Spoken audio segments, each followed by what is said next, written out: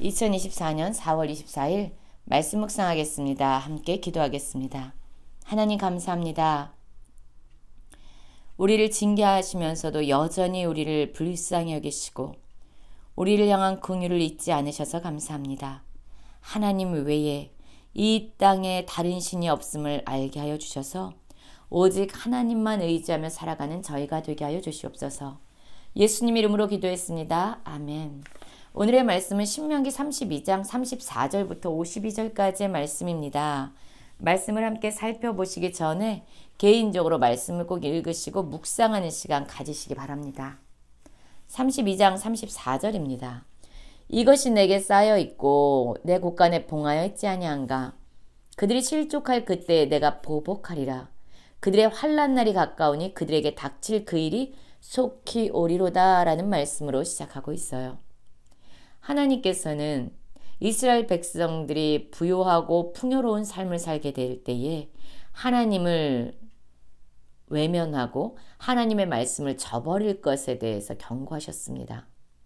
그들을 향해서 하나님께서 이방인을 도구로 해서 징계하시겠다고 말씀하셨지요. 그리고 이스라엘 백성들을 실족시키십니다. 그러나 그것이 끝이 아닙니다. 하나님께서는 그들이 그 환난 가운데서 하나님의 징계 가운데서 실족할 때에 그들을 치는 이방인들을 향해서 심판하실 것이라고 다시 한번 말씀하고 계십니다. 36절에서도 보면은요. 참으로 여호와께서 자기 백성을 판단하시고 그 종들을 불쌍히 여기시리니 라고 말씀하고 있어요. 하나님께서 이스라엘 백성들을 징계하시지만 그럼에도 불구하고 그들을 불쌍히 여기시고 그들을 향한 긍휼을 잊지 않고 계심을 우리는 알게 됩니다. 그들이 무력함에 갇히고 또한 갇힌 자나 노인자가 없음을 보시는 그때에 하나님은 그들을 불쌍히 여기신다고 말씀하고 계세요. 그러면서도 또 하나님은 그가 말씀하시기를 그들의 신들이 어디 있으며 그들이 피하던 반석이 어디 있느냐. 그들의 재물의 기름을 먹고 그들의 전제의 재물인 포도주를 마시던 자들이 일어나 너희를 돕게 하고 너희를 위해 피난처게 되게 하라 라고 말씀합니다. 이렇게 말씀하시는 거죠. 너희가 그렇게 따르고 섬기던 그 신들이 어디 있냐. 한번 그들로 하여금 너희들을 돕게 해봐라. 너희를 위해서 피난처가 되어달라고 그들에게 한번 빌어봐라 라고 하나님은 말씀하고 있습니다. 그렇습니다. 하나님은요. 하나님의 징계를 통해서 이스라엘 백성을 때로는 실족시키는 그런 상황으로 몰고 가실 때가 있습니다. 그들이 자신들이 얼마나 무력한지를 깨닫게 하는 순간들이 있어요. 아무도 자유하지 못하는, 놓이지 못하는 그러한 매임과 묶임의 삶을 살도록 허락하시는 때가 있습니다. 그러면서 동시에 그들에게 너희가 섬기는 그 신들로 하여금 너희를 돕게 하라고 하고 그들 가운데 가서 숨어봐라. 피난처가 되게 하라. 라고 말씀하시기도 합니다. 그러나 여러분, 하나님의 본심은 무엇입니까?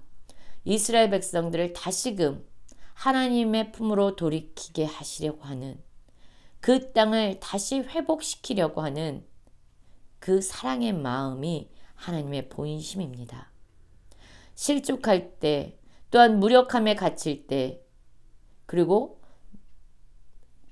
때로는 하나님이 다른 신들의 도움을 얻어봐라 라고 이야기하실 때조차 진정 하나님께서 이스라엘 백성에게 깨닫게 하기 원하시는 것은 무엇이냐면요. 나 외에는 다른 신이 없음을 알아라. 나는 죽이기도 하고 살리기도 하고 상하게도 하고 낫게도 하나니 내 손에서 능히 빼앗을 자가 없다.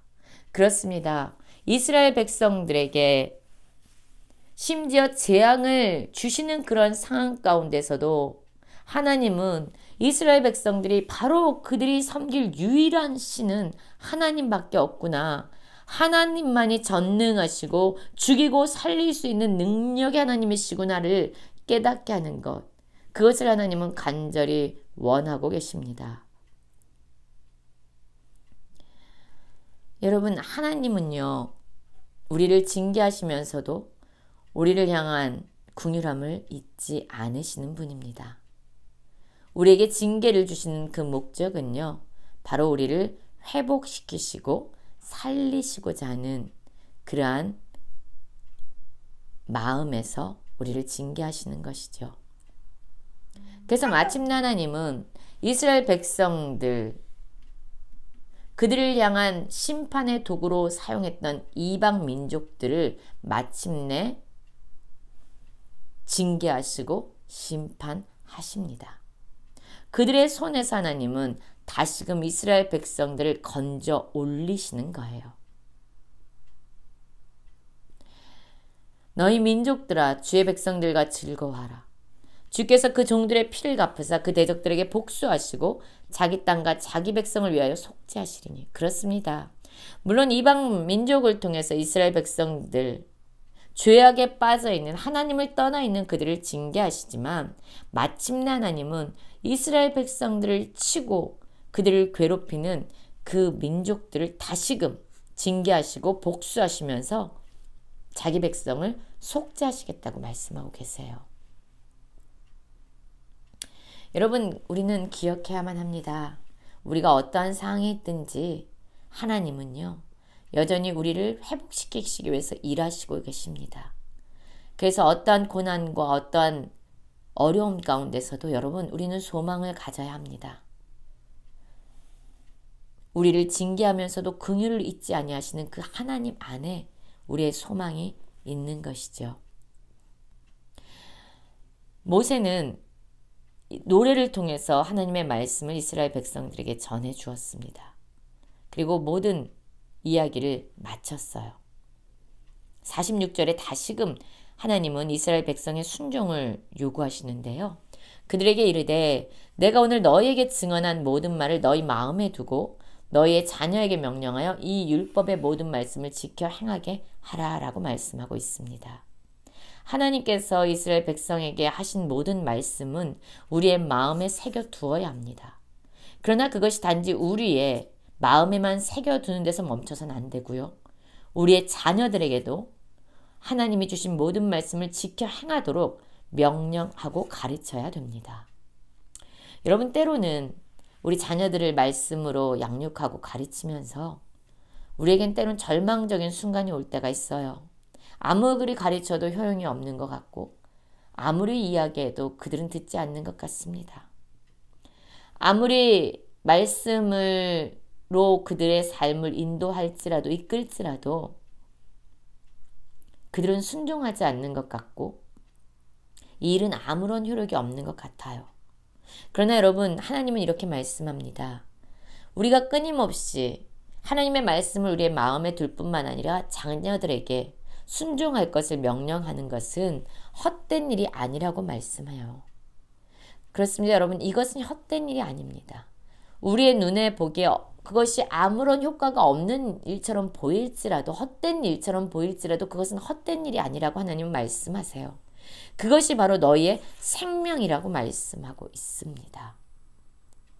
하나님의 말씀을 지켜 행할 때에 그것이 하나님이 주신 그 기업의 땅으로 들어가서 우리가 장구하게 살 수 있는 그러한 비결이 된다고 말씀합니다. 여러분, 자녀들에게 말씀을 가르치고 그들로 하여금 지켜 행하게 하는 것을 멈추지 마십시오.